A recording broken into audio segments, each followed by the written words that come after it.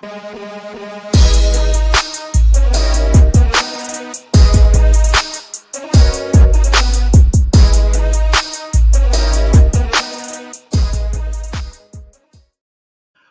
up, everyone? Welcome to Level 7. It is time for another episode of the Agents of Fandom podcast. I'm your host, TJ Zwarych, ready to talk about the season finale of Peacemaker, joined by my good friend and sometimes co-host, Sean Mott of the Metalcore Nerds podcast. How you doing, Sean? Doing good, buddy. A little scared. TJ texted me and said, "We're going to fight. It's going to be fun." That's what he said. We'll see how fun it is. I may have over-exaggerated with the difference in opinions we feel about the finale, because we were talking a little bit. You have some qualms.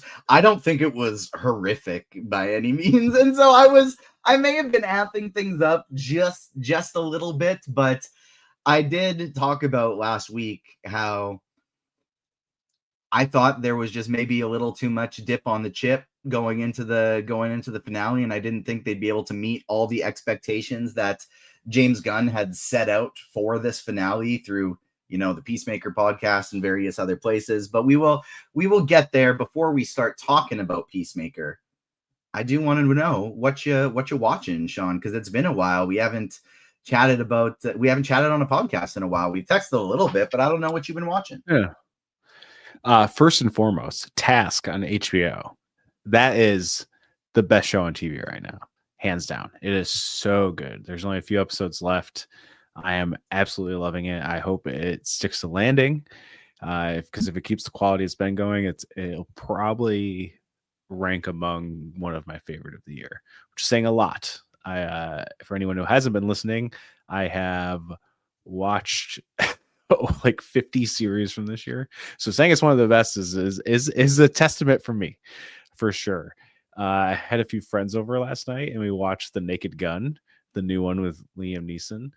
And I remember seeing the trailer and being like, I don't really care about this. And then it came out and everyone, very much applauded it and said it was great. And it's a fun turn your brain off watch. It is stupid funny. It's not trying to be not stupid funny. That's exactly what it's trying to be. Some of the gags work, some of the gags don't, but overall it was a fun time. I'm glad I watched it with a few friends. Funny movie. So if you're looking for a funny, no stakes movie, watch The Naked Gun for sure. Actually, just watched it this past week as well. We're doing on this football show that I'm on every Wednesday. It's called the Pick Six Show. I produce it, but then at the end with the co-hosts, we have a fantasy football tournament every week, and whoever has the highest score gets to pick the movie we watch, and then we review it on the podcast when we're done talking about football. And the guy who one of our hosts, Dean, we've been trying to get him on the podcast for something in a while, and it just hasn't worked out. He doesn't really have like the comic book interest, and so when we're reviewing like a non-comic book movie, I've been trying to get him on, but we just haven't been able to make it work yet. And Rob Coakley, who hosts the Hometown Ghost Stories podcast, he's been on the Agents Fandom pod a few times. We talked The Last of Us with him. He and Rich Rebar, actually, who we talked The Last of Us with on the podcast as well. Those are the guys that I'll do this show together. And so on Wednesday nights, it's been the same guy winning, Dean, every week. He's been red hot this fantasy football season so far.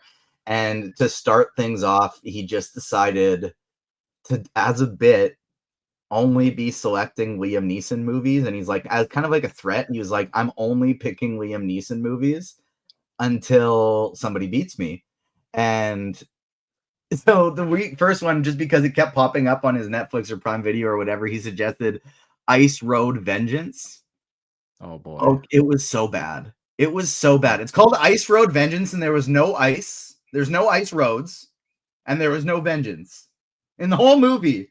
And it was just absolutely trash. But the next week he picked The Naked Gun, so we watched that. Much more fun, much more enjoyable of a movie. This week we are watching Battleship. And so I'll report back next week when we're talking about the finale of Gen V on my thoughts of Battleship. But I haven't been watching much, actually, just because I've been finishing up Ghost of Yotei, which I have now finished the story fucking incredible game, man. It is so good. I will dare to say it is even better than the original Ghost of Tsushima, and it is equally beautiful, but the story is more engaging. The open world aspects are more widespread. It is such a fun game. I feel like when I started talking about Naked Gun, I cut you off from your Whatcha Watchin', but was there anything else in there? Yes, 2 more things. I started watching the show that's on Apple TV Plus that's now on its 5th season called The Morning Show. It stars Reese Witherspoon and Jennifer Aniston, and I thought it was going to be kind of a comedy, maybe dramedy kind of thing, but it's a full drama. This show is so dark, and it's dark because it's rooted very much in like reality. Basically, it's like it's following what's their version of The Morning Show, basically. And it starts off with Jennifer Aniston's this longtime host there, and her co-host was a character Steve Carell plays. He gets Me Too'd, gets booted off the show, and it's kind of the fallout of that. That's like what starts the whole series. But it really feels like House of Cards mixed with Succession, which I told my friend, one of my best friends, we talk a lot about TV and movies, and he loves Succession. We like send each other Succession memes and everything. But wow, The Morning Show is so good. I'm already on season 3. I think it's so good. My man Carlos knows what's up. And everyone I've talked to who's watched it, they're like, "Oh my god, it's so good." And it's crazy because I feel like it's this like weird sleeper hit. I know there's been some like Emmy attention, like nominations for the show, at least when it first started. And I can definitely see why. I can see why it just started its 5th season. And it's kind of been like one of the pillars of Apple TV. You know, like everyone talks about Ted Lasso, everyone talks about Severance, everyone talks about Shrinking. Are you saying that there's a good TV show on Apple TV that they don't market properly? Crazy. Crazy. But yeah, more people didn't watch The Morning Show because this show is incredible. Season 3, John Hamm joins. There's a lot of like sneaky, really good actors. Greta Lee joins the season 2. It is just an amazing show. And the last thing I'm watching, you're going to be very happy, TJ. I finally started Gen V season 2. I'm 4 episodes in. All right. What are your thoughts so far? This is actually kind of perfect because next week Damon and I are going to talk about the Gen V finale, and we will get his thoughts on the Peacemaker finale then. But now on the Peacemaker show, we get a little bit of your Gen V thoughts too. Yeah, it's really good so far. Like I'm really liking the journey. It's cool seeing the cast of characters back together. The way they handled Chance's death in the show is his real life death happened. The character Andre, I think it's the way it's like written in is I feel is very respectful and effectful for the series, and it's cool. I'm pretty sure I wrote an article for Collider about how Marie might be the secret weapon for the final season of The Boys. And obviously you've seen all of it, so you know, but it definitely seems like, me knowing 4 episodes in, you kind of have figured out what Odessa is for the most part. You have Cypher training her. They just had the fight between Jordan and Marie, and it definitely seems like she's going to be a very big part of the final season of The Boys, which is kind of cool that they somehow kept that under wraps, I guess, because there wasn't like this actress is going to be included in the final season of The Boys, et cetera, et cetera. There wasn't really any of that, at least that I remember. So I'm really enjoying it. I'm excited to see how the second half of the season plays out. But I love the characters. Like what they're doing with Kate is extremely interesting, and I'm just really enjoying it. I think it's very good stuff. We'll be talking more Gen V next Wednesday when the last 2 episode drops, not finale yet, last 2 episodes yet to drop. So we'll be talking episode 7 next week, myself and Damon on Wednesday. So make sure you stay tuned for that. Subscribe wherever you get your podcast. Drop us 5-star rating and review. Hit the like button if you're watching us now. And then you also want to subscribe and hit the notification bell so you don't miss out on our Gen V show next week and all of the great future content we have coming. And also, it's fun to watch in video form because you get the fun animal cameos like my cat Shadow, who just came to hang out.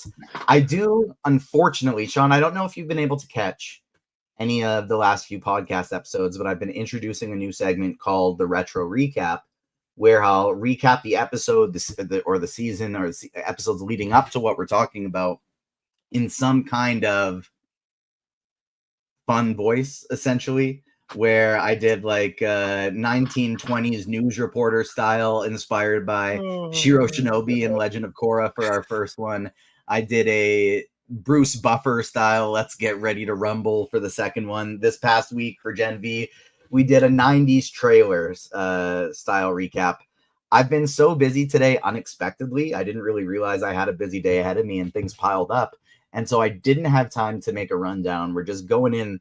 We're doing it live right now, and we don't have anything in front of us. And so I didn't get a chance to make a retro recap for today, unfortunately. And so I'll pivot straight into asking you your thoughts on kind of the entirety of the season of Peacemaker, because it's been probably at least 2-3 weeks, 3 episodes since we've chatted about this. Yeah, I think so. I think 2. I think. Spoiler free. No spoiler warning yet. Keeping it spoiler free, but thoughts on Peacemaker as a whole. Overall, as a season, I really, really enjoyed it. I think it's a solid season of TV. The way people have reacted to the finale is kind of mind-boggling to me. I don't truly understand it. It went from everyone's like, I love Peacemaker to, oh my God, the DCU is in shambles, which I which is absolutely insane to see that kind of weak shift. Anyway, the finale as a whole, I think it was a good finale, not a great finale. And I think it delivered on the main story that this season in particular has promised. I think it delivered on that very well. There's just some things that were happening that included in that story I feel like could have been fleshed out a lot better. And we'll get into the specifics of that once we get to that. But I think overall, like the story of Chris Smith and the story of the 11th Street Kids, I think that stuff was handled very well. And I think some certain scenes, and one in particular from this finale, I feel like they were good scenes, but I feel like they were placed incorrectly. Like I feel like they should have happened maybe a couple episodes ago, or just in the realm of what else was happening in the finale. It felt a little out of place and not as effective because it felt out of place.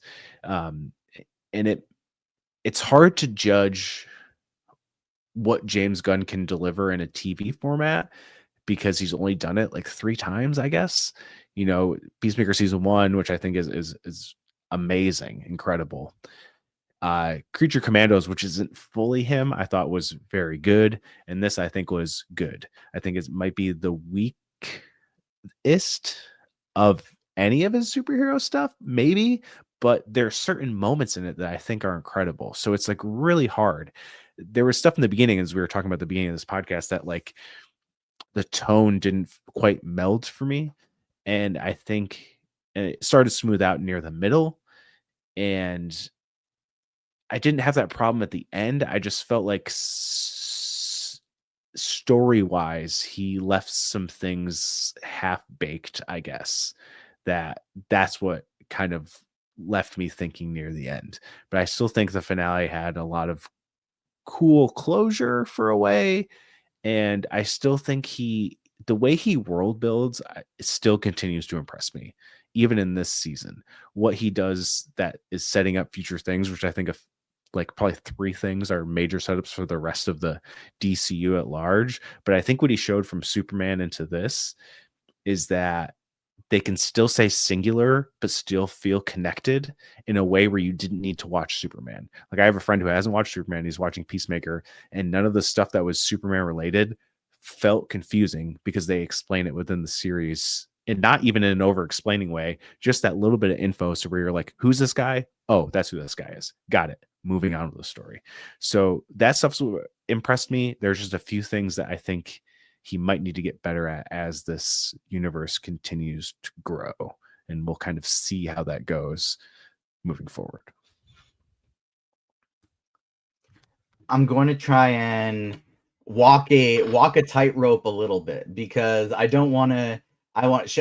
There's a great question here from Hunter. What is your thoughts on how DC fans have turned on James Gunn? after episode 8. And I think that's kind of what you were alluding to the whole, the DCU is in shambles now. Like those to me are crazy overreactions. But I do still want to shout out to the last in chat, says he came here to tell TJ to take a victory lap from last week because they were calling me a madman, Sean. They were calling me a madman when I said after last week's episode, I was a little bit worried about the finale because I think there are one of two things that can happen, and I don't think it can be both. I think we will get a completion to the individual character arcs that have been happening throughout this season of growth with these characters, but at the same time, not even necessarily growth because it's been like character regression for a lot of them throughout this season until this moment of actualization in episode 8, which I was worried was going to be unearned. But I got to admit that speech from ads, like, so in spoiler territory now, that speech from ads was one of the best motivational speeches I've ever seen in television. So I don't really care what low point I'm in. If she gives me that speech, holy shit, I'm getting out of that low point. So I think that was all very well earned. And it was either going to be that, which hit, or it was going to be this crazy multiversal Man of Tomorrow setting up epic finale that a lot of people are expecting. And I don't think it can be both. No. And it ended up being on the character side. And we didn't get, all the cameos people were expecting, which I didn't really care about the cameos. But I was expecting a little bit more of an event in this final episode. And my expectations were set that way because that's what James Gunn told me to expect throughout the, he has been very I have loved having a direct line to what's going on in DC. He is very open to what's going on. And I think it has been very good for the fandom, very good for building up what the DCU is becoming. I don't think if he was this active in this phase forward, we would have seen Superman be as popular because people wouldn't have known that this is a totally new thing. And they wouldn't have known that, a guy that makes a bunch of movies that I love is doing it. I think, okay, cool. I want to go see this one. So I think it's been great. But with things like, I think episode 8 is my favorite thing that I've ever written. This is a direct Man of Tomorrow prequel, which not just there's going to be some setups, but a direct prequel, which makes me think the story focus throughout this is going to be the future Man of Tomorrow and not the character stuff. So I get why people expected the big extravaganza with saying, I couldn't imagine sending episode 6 to 8 to any type of press because this is something the finale everyone has to experience live and can't be spoiled. Well, there wasn't really anything to spoil. Outside of the cliffhanger I completely disagree with that. Mostly just because of Salvation. Salvation, I think, is a massive spoiler, and I think that one thing. Yeah. But you have watched many screeners for many things, setting up an expectation of all the things you've watched. You watched all the Severance screeners. There were some mega spoilers sent out throughout those. As press, you expect to see things. And because you're signing an NDA, I can't talk about any of them. So when it's to the point of no one can see this because there's major things coming, that it's setting the expectation as high as it could be. I'm often guilty for people say like, hey, I don't want to know anything about this movie going in. And I'll say, okay, I won't tell you any spoilers, but I will say this, it's so great because of this, this, and this. And let's say like, no, I don't want to know anything at all. If my expectations weren't sky high because of these nuggets of him saying they should be sky high because of it's going to be this massive event. There are going to be cameos. There is going to be massive things that can't be spoiled. It's a direct prequel to the next movie we are doing. If it was one or two of the things, that's marketing. With all of the things, he ramped up the expectations to 10. That's why I think people are disappointed because he's the one who wrapped up the expectations to 10. And while I think that was a really good episode of Peacemaker, I don't think it was a very good season finale. I think it is a pretty good season finale compared to other superhero season finales that usually feel super rushed and like don't take their time with things and actually tells the story it needs to tell. I think everyone Mephisto'd themselves. I get James Gunn. You know why James Gunn said it was his favorite, one of his favorite episodes he ever wrote? And the same thing why I said about 6, it's that scene with Adebayo. And if you watch his Peacemaker podcast, he talks about it and he gets very emotional and straightforward about it. He sees Peacemaker as a character kind of like his dad. And that scene he wrote from perspective of how he felt with his dad. And that's why it's his favorite thing. And this show is his favorite thing because he's working with his best friends and his wife, and he's including the bands that he loves in it. And that's why it's his favorite thing. What people took it to do, and I think the internet blew some things out of proportion. Maybe he should have said some things. And technically there is a lot of DCA cameos because a lot of the people from Lex Luthor's team came from Superman to this, which that's what I mean. It is misleading, but it is true. It's not Mephistoing themselves, but on that same vein, it's Paul Bettany saying, I got to work with a brilliant actor that I've never gotten to work with before, and it's himself. In a way, yes, but I think people need to stop paying attention to things so much. You need to throw your expectations out the window, which I know is a hard thing to do, but you need to just watch it and accept it for what the story is. Because right now, even though if James Gunn, guess what he also said? He also said every episode of Peacemaker season 2 starts with a flashback. He even said it in the finale thing, and that's a lie because I think 2 of them start without flashbacks. So he's also not remembering things. The dude's working on a million things. We can't take everything he says at face value. And that's just because he is a human being and he's doing 20 million things. And is that me excusing him? Because maybe. That's what we're podcasting about. When we're spending every episode breaking it down, analyzing what he's saying, it fits into the expectations. I disagree. I don't like, we know too much shit. And that's part of James Gunn's problem. He is very vocal on the internet, whatever. But like, I feel like we take in too much information we don't fully understand because we don't get the full context of.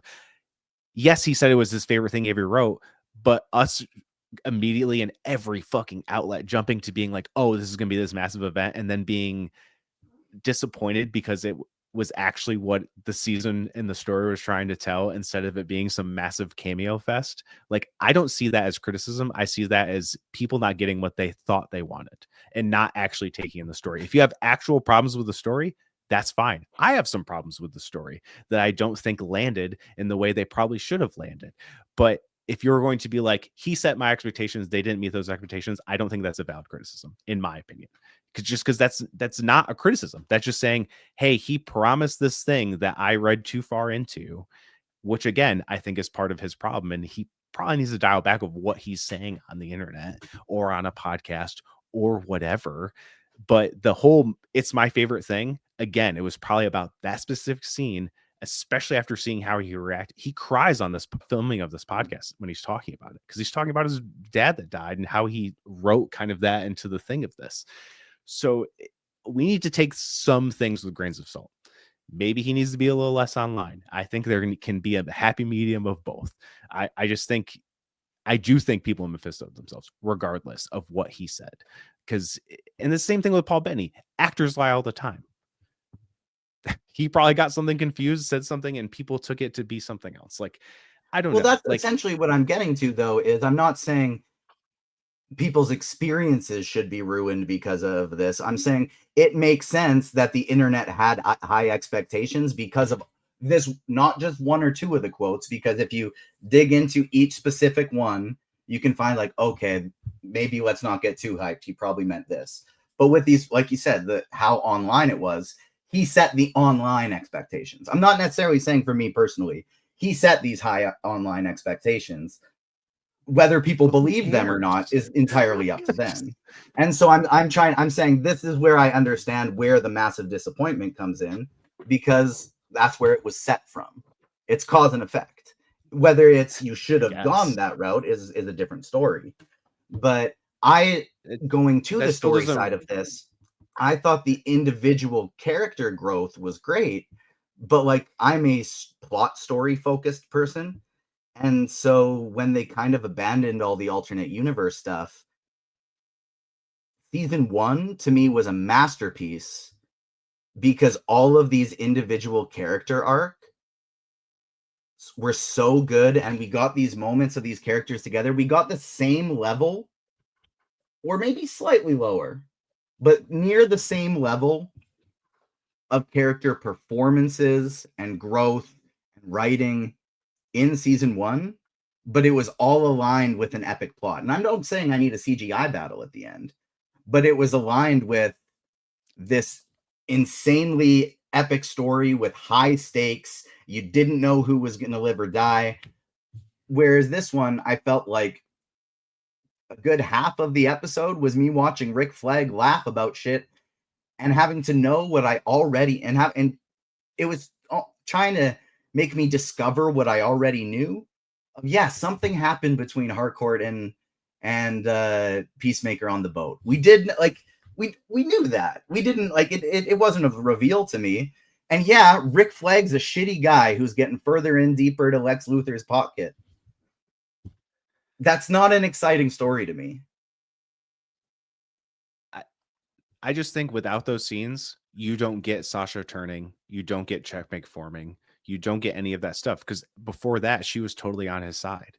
And seeing all those people die and seeing Rick Flag laugh as these people are getting murdered in the crazy, most absurd ways with zombies and little imps is necessary to land at where the season landed. If you don't like where it landed, that's fine. But everyone's saying this episode is a nothing burger. You just weren't paying attention. You can not like it. It wasn't a satisfying conclusion. That's what I mean. It was a great episode of Peacemaker.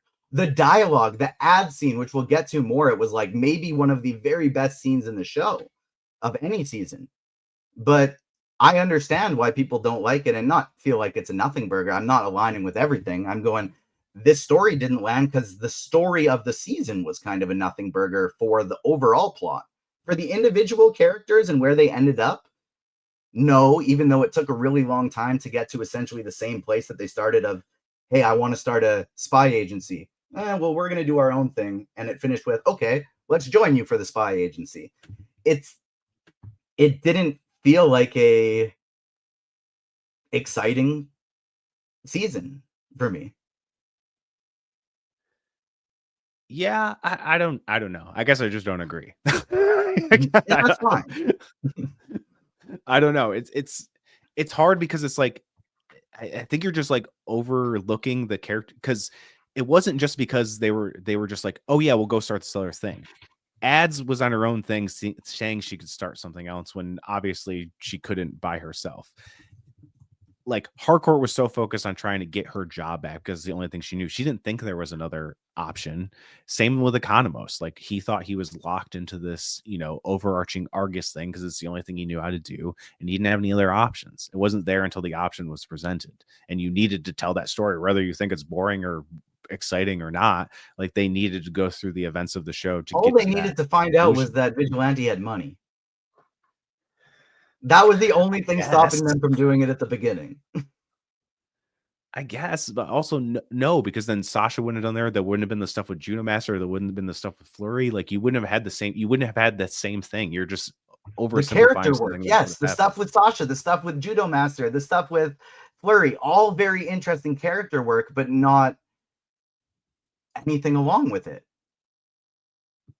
But all of those events needed to happen for you to get there. That's what I'm saying. Like you can't just rush that character work through nothing. Like the plot is what advanced that character work. You know what I mean? Like you couldn't have got from point A to point B of just saying it got there. You needed to show. You could have got there in a more exciting way, though, is what I'm thinking. I guess I don't know. I just that's don't why know. Like, to me it was just a fine, like a good season and not a masterpiece like season 1 was. I don't know. Like I think season 1 is a great season of TV, but I wouldn't call it a masterpiece. Like I think if you look at the last comment in the YouTube chat is a really good way of articulating how I feel about it. Episode 8 felt like a semi-epilogue, which was weird because I didn't know we already passed the climax. I didn't realize that episode 6 was the climax of this series and we were only going downward from there. I thought episode 6 was the ramp up. I thought episode 7 was incredible. Why you didn't like episode 7? I didn't. That's what last whole podcast was about and why I was why the chat was saying it's a victory lap this week, because I thought it was leaving too much that needed to happen in the final episode, and I didn't think we'd get it all, which to me we didn't. I just don't know what people wanted. I don't understand. Like, did you want like the GI robot invasion of the Earth X thing? Like, is that what everyone wanted? Because like, I don't think that was the story that was intended to be told. I don't think that was needed.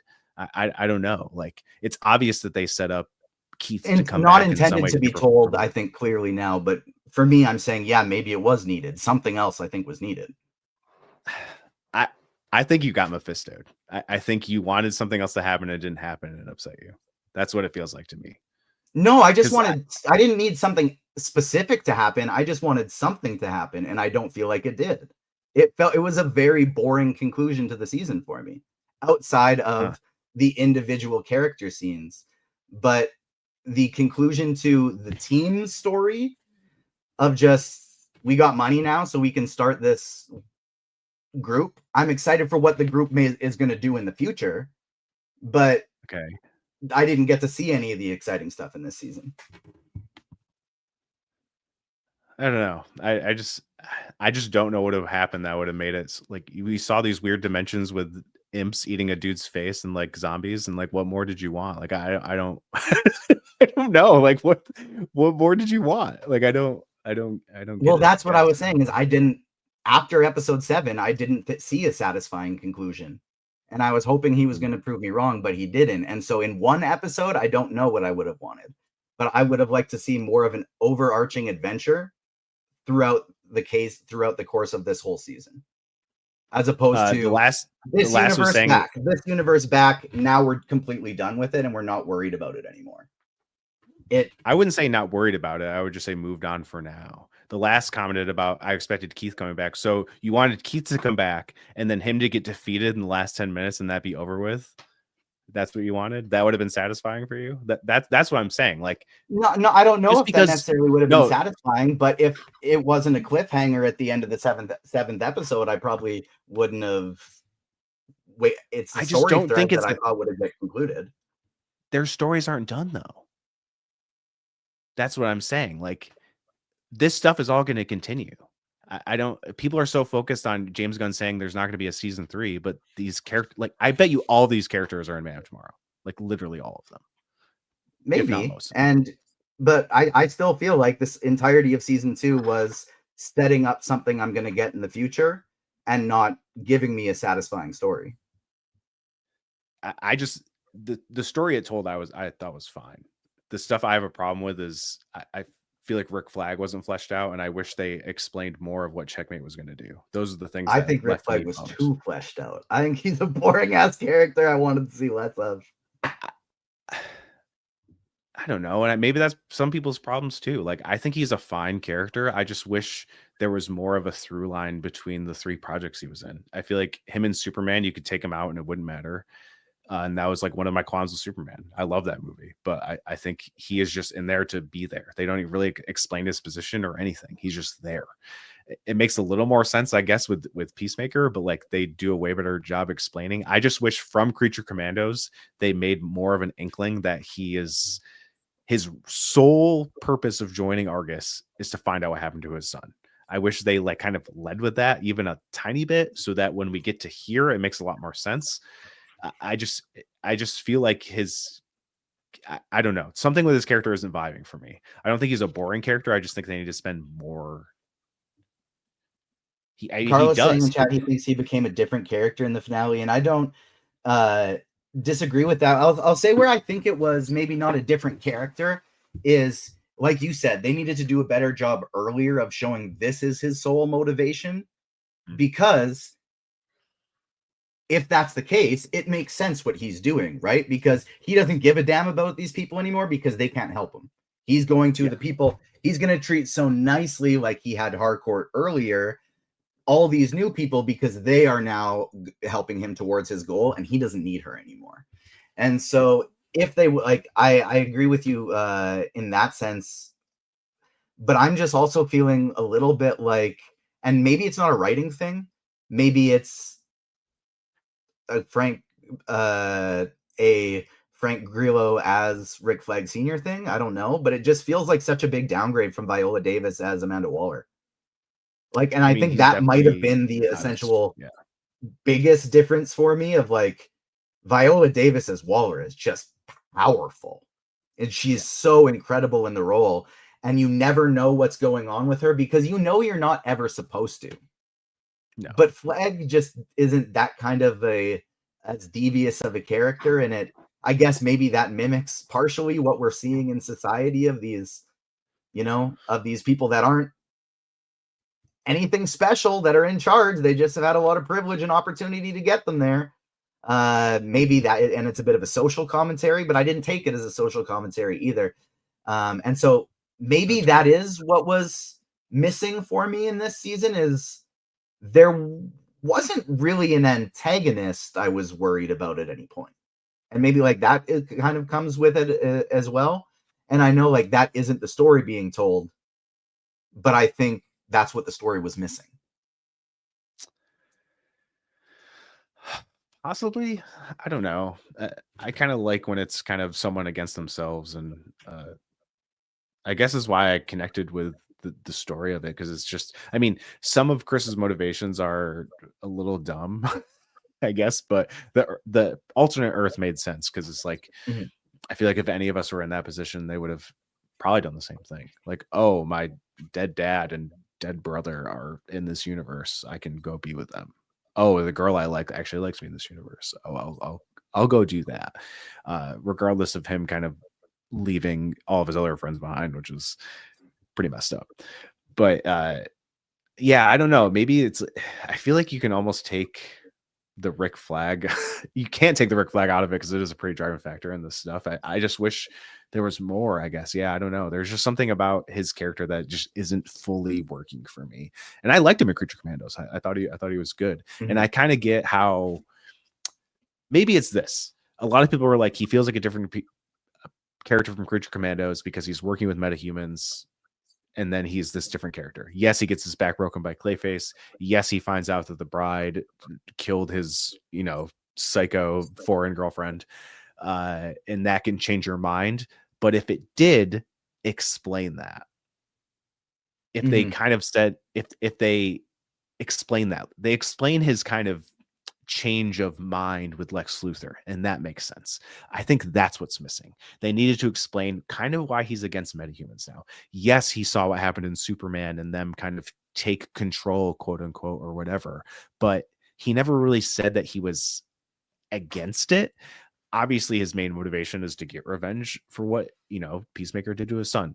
Makes sense. That I can totally vibe with. I get it. That makes sense. But I think they needed to mesh Creature Commandos Rick Flag and Peacemaker Rick Flag a little bit. Reveal stuff because they mentioned his son in the first scene of Creature Commandos. They could have revealed throughout that season that, like maybe he said something to the princess or something, being like, yeah, I really took this job because I'm trying to find out what happened to my son. One line. That's all it takes. Literally one line. And then again, when he gets to Argus, him talking about kind of his distaste for metahumans now. Like, yeah, this one dude broke my back and then my girlfriend got killed by another metahuman. So he's like, they're not really, easily could have. And I think that might have fixed a lot of things for me, to be honest. And show don't tell, as the last is alluding to in chat, like let us see it on screen. At the time, it felt so silly and fun to see Joel Kinnaman come back as Rick Flag and just be the silly version of him. Yeah. But in hindsight, it feels like a little bit of a waste to me because I thought we were going to get more of them. And again, that is an expectation of a personal thing, but that is a way to flesh out exactly what we're talking about, is show us those two together, show us how deeply he feels this love for his son, so that when he's having this conversation with the World Council, whatever they are, and he goes, yeah, I hate Lex, but let's use the smartest man in the world. We know it's because he wants to create this prison so that he can get peace, so that he can pay back Peacemaker. That's his deepest motivation. Because we haven't seen a real reason for him to hate metahumans. He loved them in Creature Commandos. They were all of his friends. Superman didn't do anything that would make him make Rick Flag not like him. So, and Peacemaker's not a metahuman. And so you need to make us feel that this vengeance is driving him above all else, which they told us a couple times, but I didn't feel like it was really shown, and I don't think I had that thought before we really talked about it as something that was bothering me. I knew the story felt incomplete, but I don't know that I knew why. Yeah, that was my biggest thing, being like, I get where we're going, and I like the salvation thing. I think is awesome. I think that's really cool, and that's like a really interesting foil to introduce to this new universe, and the possibilities with that are pretty exciting, I think.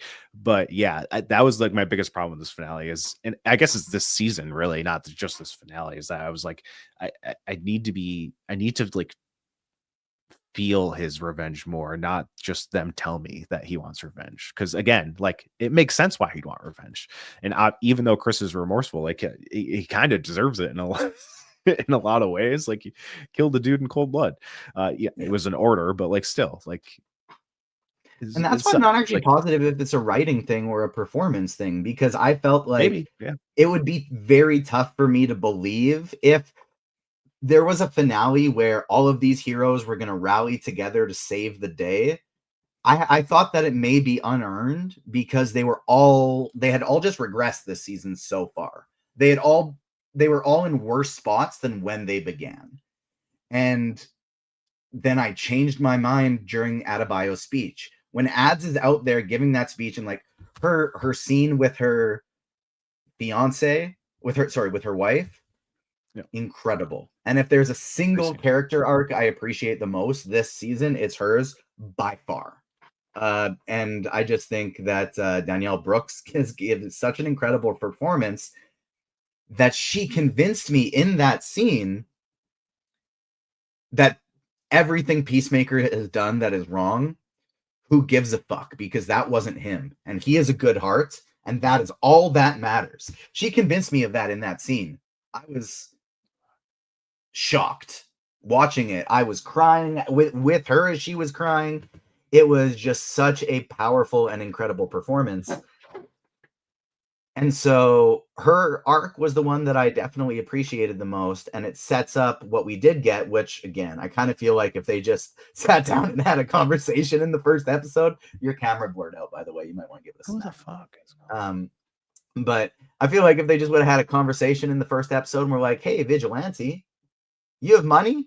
Cool. Let's all start this new thing since we hate our job. But alas, I want to talk about Checkmate because AF is talking about perhaps getting a Checkmate series in chat. And I do think that it's something that is very likely and very possible that we get going forward as they talk about reworking the potential Waller script and series that was in development. They announced it, then they said, oh, maybe it's not ready. There we go. There he is. There he's back.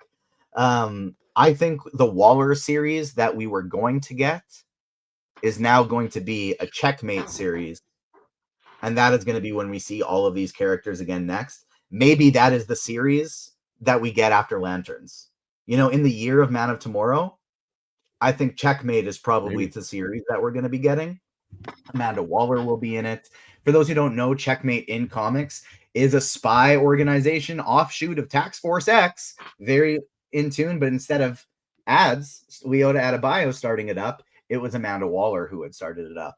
And so I do think that is going to probably be the next series that we get is Checkmate.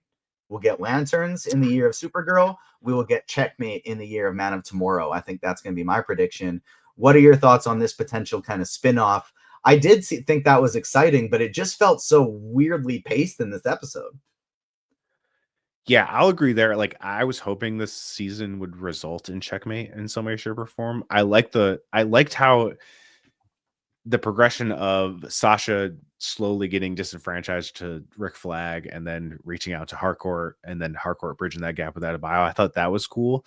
But from the Adebayo scene to them forming the thing, I wish they talked about more of like what Checkmate was going to be. Obviously, it's kind of this like black ops, like counter organization to Argus or whatever, but like I kind of wish they like talked about like what they planned on doing. I think that's what was missing for me, because I thought it was cool, like them setting up the headquarters, them including Judo Master and Flurry and all that stuff. I was like, that's awesome. I'm stoked we get to see more of these characters, because Flurry and Vigilante, a pairing I did not know I needed, but oh my god, their back and forth was incredible. I cannot wait for more of that, because that was insane. Very stoked for that. But like I just wanted them to kind of explain like what they were doing, what they were planning on doing. I think that's like very much not a metahuman chess club. No. Potential AF teasing that he's ready for Sasha to fulfill her comic book origins and be a bodyguard for one Bruce Wayne. But I wonder, we're probably a ways away from that yet with needing an actual Bruce Wayne. But hopefully we get that in the next little bit. The last asking in chat, who would be the lead actor of this Checkmate series? I think it would be Amanda Waller and Leota Adebayo. I think it would be Ads and Waller. Instead of it being a Waller series, it's an Ads and Waller series. And Ads is our window into the whole Peacemaker cast. And all of them would be there. But I think it would still be a Waller centric, but instead of just Amanda Waller, it would be a Waller family story, essentially. That's kind of how I think it would be going about it. What about, I was wondering if she was going to show up. Okay. I thought she was going to show up and be a part of it from the jump. But then again, me thinking like a lot of those people don't like Waller. So I feel like that's going to be a hard bridge to gap. Sure. I'm picturing Checkmate having a hot start, getting in over their heads, and Amanda Waller coming in and saving the day, but then end up ultimately trying to manipulate them as she does. Yeah, that's I can see that happening for sure. Let's talk about Salvation, because that was the big reveal at the end of this episode. And if you've looked into this, I was reading about it and I heard about it, and I forgot the name of the comic run that mirrors what they're trying to do here with the jail on another planet in the setup for Man of Tomorrow. So if you know that off the top of your head, feel free to bring it up. If not, AF, I know you're in chat right now. Help me out. Because I know this is what Gunn was talking about as the direct Man of Tomorrow setup. It's Rick Flag working with the Luthor team, and it's the creation of Salvation. Those are the two big key points that are going to be leading into Man of Tomorrow. What do you think? Theorize with me. Well, how do you think this is going to be going down? And it was called the Salvation Run. Never mind. For some reason, I thought it had a different name in comics than what they called it in the show off the top of my head, but never mind. I got that wrong. And so theorize with me. How do you think this will now lead into Man of Tomorrow? We know we are getting Lex in his super suit. We know we thought, like James Gunn had said at one point, this will be Luthor and Superman having to team up to face a greater threat at one point. Mm-hmm. Is this greater threat coming from Salvation? What is going on?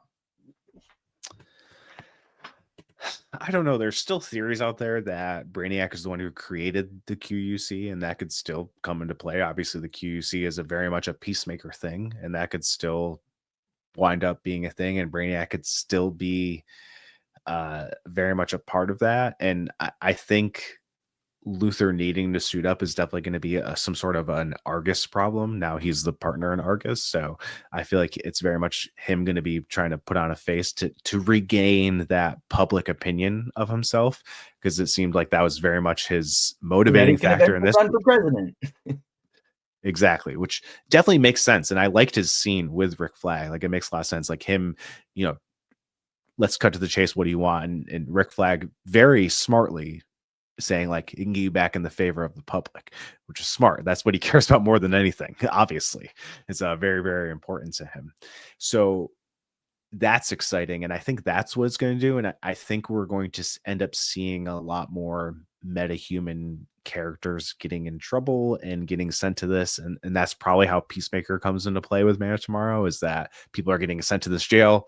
He's going to be the guy there kind of running town. And I'm very interested to see what these monsters are that are obviously there that they teased with these noises, and see what goes to that. And I know Salvation is a big training grounds for like the new gods and dark side and stuff. It could be a way to introduce dark side later on. I mean, they're playing with some dangerous stuff. That's for sure. So it's exciting. And I even read that the original ending didn't have the cliffhanger, and Peter Safran was like, no, you need to add in this. I guess it was like an idea or something, like Salvation was an idea from the beginning of the DCU that they were going to use it.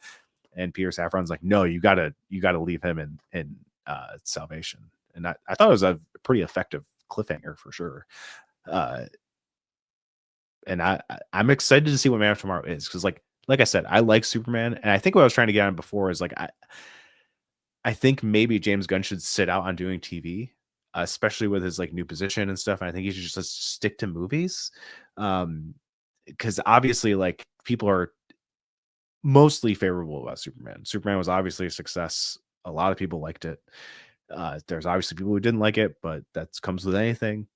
I think he did a good job with a pretty damaged brand and a pretty damaged character, to be honest.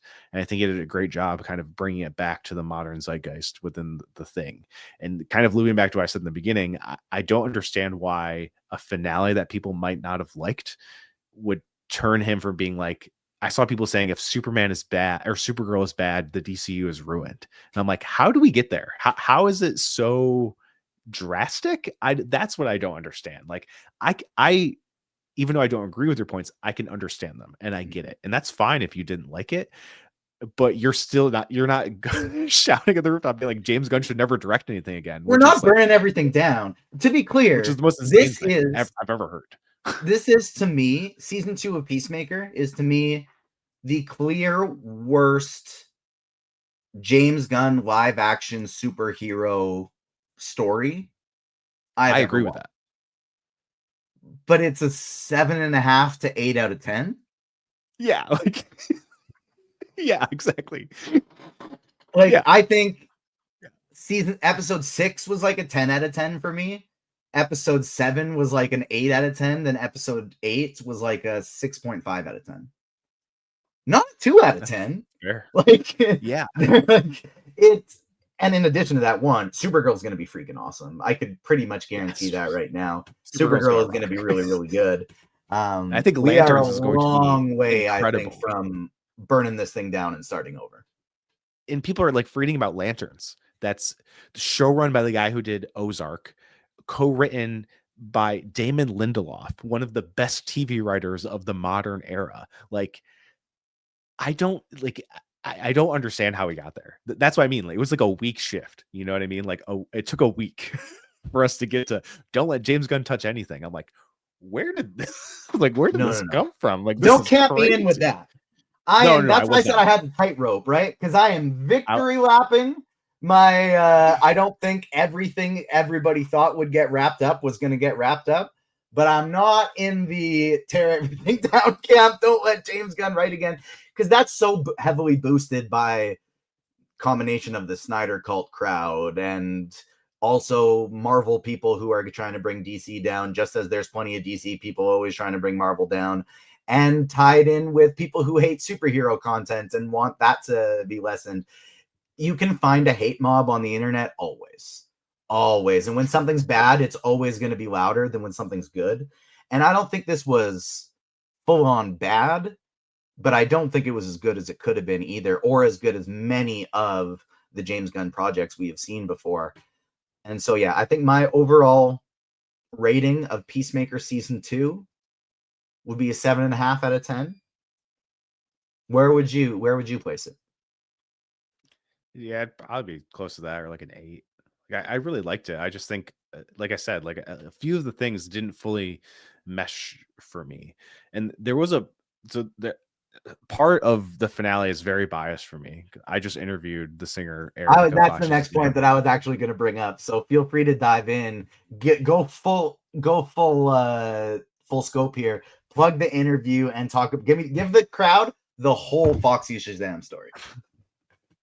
So yeah, I got to I sat down with Eric, the singer of Foxy Shazam, for an hour. We talked about him meeting James Gunn, Foxy Shazam being in season 1, him cameoing as Superman, him seeing the filming of Peacemaker season 2. It's all laid out there. You can check it out on the Metal Corner's YouTube channel or anywhere you find podcasts. He is such an incredibly kind and genuine human. It was a pleasure talking with him. And oh my God.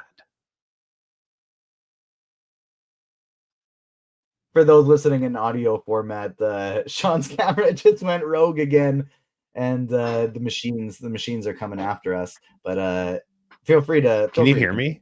Yeah, I can still hear you. You totally can still hear me? fine. Okay.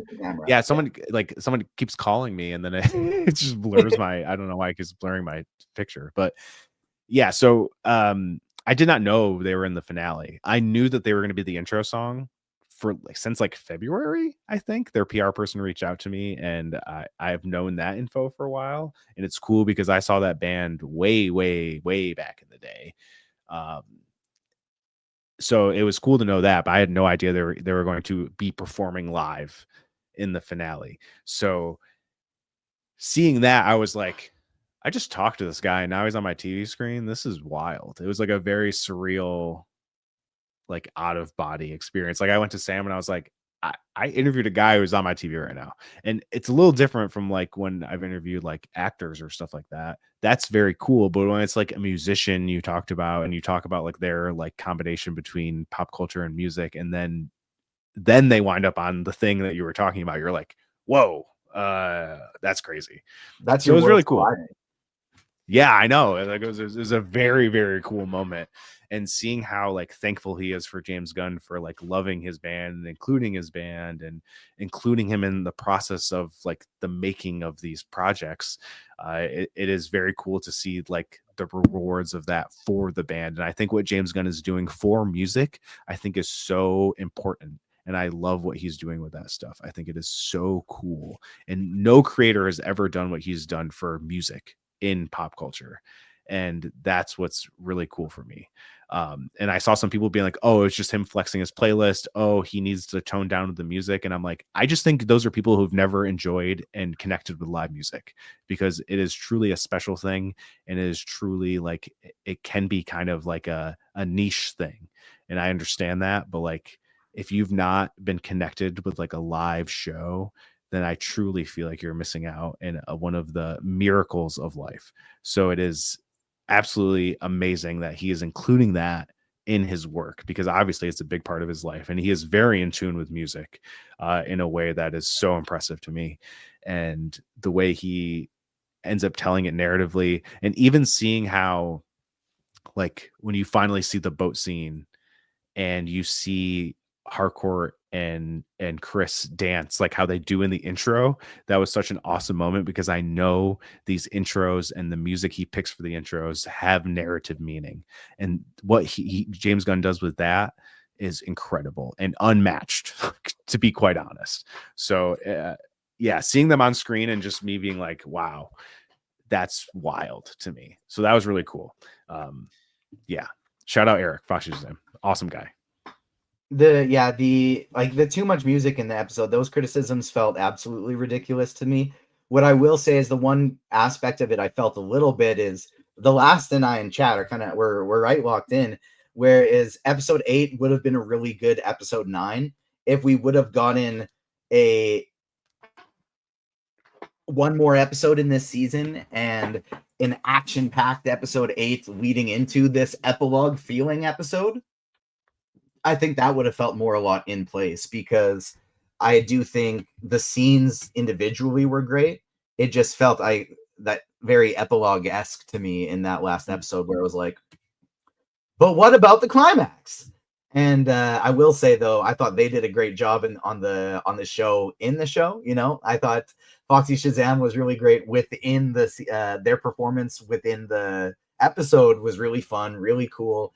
And so I do want to shout out your Metalcore Nerds podcast once again. Everybody should go check out that interview, because I actually didn't know until I started listening either that I didn't realize the connection to Mighty Crabjoys. Yes. Yep. He was the vocalist, and I think behind the music being written as well. Very cool. He's very integral to James Gunn. Apparently, like obviously, it's very evident that he is, and he's very good at keeping a secret. Because I brought up how Gogo Bordello was in Creature Commandos as Gogo Bordello, and he did not even give it an inch to be like, oh yeah, you might see that for us in Peacemaker. So good on him for keeping that a secret. Because I was like, whoa, that's awesome. When I saw the sign and their logo, I was like, no way, this is awesome. So good on Eric for keeping a secret. Good job, man. He's got a delightful mustache as well. And Carlos in chat was saying that when you were going blurry, it looks like I was interviewing an insider who wished to remain anonymous. His camera's fine. What that actually was it was just from the tomatoes I was throwing at him when he was saying that I got Mephisto'd and lumping me in with the general internet. And I just started. I was not lumping you in. I was saying you were different from that. I was saying you were different. I still believe you're a Mephisto. I do. This is because we're back to back. There he is. There he is right there. This has been fun though, with the back-to-back episodes of, to me, enjoyable debate on comic book stuff. Like I do, because we all love so much of this content and we've been blessed to get a lot of really good content recently. It's rare that we get to be on opposing sides, like, of something, even if it wasn't our ratings were basically identical of the season, but just like on a point, like on something specific, like we did with Damon last week as well. It was really fun to, kind of have debate about low stakes stuff, because there's so much high stakes, terrible, high stress things going on in the world that if, it's very easy to get into arguments with people, and it's hard for it to not be personal in a lot of aspects, because it's like, well, no, this actually directly impacts all of these people, some that I know, some that I don't, but we should have empathy, right? Like it's very easy to get heated in those conversations. Talking about nerd stuff, it's so nice to be able to passionately say your points and then move on and go, okay, next topic, because it really doesn't matter. It's kind of a fun conversation to have. But next up in the DCU, we have, I think the next project will be Lanterns, right? I think so. People are saying it. The rumor mill is saying it might drop the end of February, which I think ends up being the birthday of Hal Jordan, might be the premiere date. But I think everyone has said early 2026. So I would imagine we get it, January, February, March, somewhere around there. And then Supergirl, obviously, in July. I'm wondering when Creature Commando season 2 comes out, because that's obviously been greenlit, and I know they're like working on it. And I know James Gunn I don't think he's fully even writing it this season. I know there was a different showrunner for season 1, but I think James might be taking kind of a backseat on that one too. So we'll see when that comes out. I don't know. I know it takes long with season 2 of animation stuff. That's been the biggest issue with. We saw it with Invincible. We saw it with X-Men 97. Friendly Neighborhood Spider-Man, stuff like that. Like, I know that's like what takes the longest. So I don't know. It is from like a Lantern standpoint. It's nice that we get the added kind of clue mapping it out of it being HBO. So we know, like, okay, well, it's not going to come out at the same time as the Game of Thrones spinoff that's coming. And it's probably, it very well could be the next HBO show after that. That could be the next Sunday night headliner. Or maybe it's a Thursday one like Peacemaker, but that could very well be the next headliner after the Game of Thrones one. So, all right. I think that'll do it for this week's episode. Thank you so much for tuning in today, everyone. Thanks for dealing. I apologize for not having my retro recap. I should have had it ready. I got busy. I wasn't. I'm sorry. Next time we will make sure to hit you with it. Check out Sean at Metalcore Nerds because he's got some great interviews in addition to that Foxy Shazam one. Lots of fun stuff going over there. Make sure you hit the like button on this video. Subscribe to us on YouTube and wherever you get your podcasts. We do have some Marvel Rivals early looks. Speaking of some Daredevil, which we talked about a little bit. We got some Marvel Rivals gameplay tutorials and skins ranking, all from our friend Amy Klein, who did that for us. So thank you so much to Amy for getting that out to us, and check out our YouTube channel for some more of that. Next on the podcast, I guess that's what I should still talk about, because we got Gen V for 2 more weeks. But Sean, help me out. I don't have a calendar in front of me. What is going to be our next big fandom thing once Gen V winds down? I don't know. I don't know how much you would want to cover that, but there's the new It series coming at the end of If you want to host the podcast for it, I said this for Alien Earth too. We didn't end up No. getting it, but like, if you want to rally the troops, Maybe. I'll post it everywhere. But I'm not gonna be joining and partaking with you in that one. But well, we got 2 more weeks of Gen V. I'll map Wonder everything Man. out. Wonder Man, of course. Yes, thanks. We just got our first teaser today. We probably Yes, should have Wonder talked Man. about that on the podcast, but I didn't actually get a chance to watch the teaser yet because I went straight from a football show when it came out into this one. And so next week we'll probably talk about the Wonder Man teaser and trailer because if I'm not mistaken, there's a good chance with New York Comic Con this weekend, we'll get the official Wonder Man trailer this weekend. We'll probably get our first look at X-Men 97. We'll probably get a look at Friendly Neighborhood Spider-Man Season 2. So we got lots and lots to talk about next week following New York Comic Con. So that's why you want to hit the like button, subscribe, and hit the notification bell so you don't miss out on any of the content we got going. I am TJ. That is Sean. Thank you so much for tuning in today, everybody. We will see you next week. Peace.